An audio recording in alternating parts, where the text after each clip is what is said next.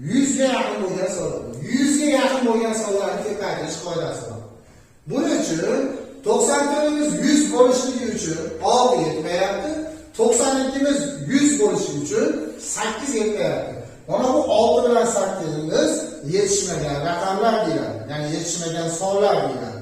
Mana bu 94imiz birinchi kelganligi uchun birinchi son deyiladi. 92imiz ikkinchi kelganligi uchun ikkinchi son deyiladi. Birinchi sondan ikkinchi sonni yetishmagan raqamni ayiramiz.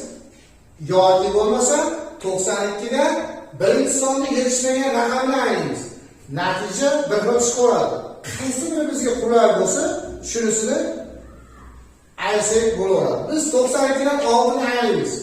Ayirsak 86 bo'ladi. 86 bo'ladi.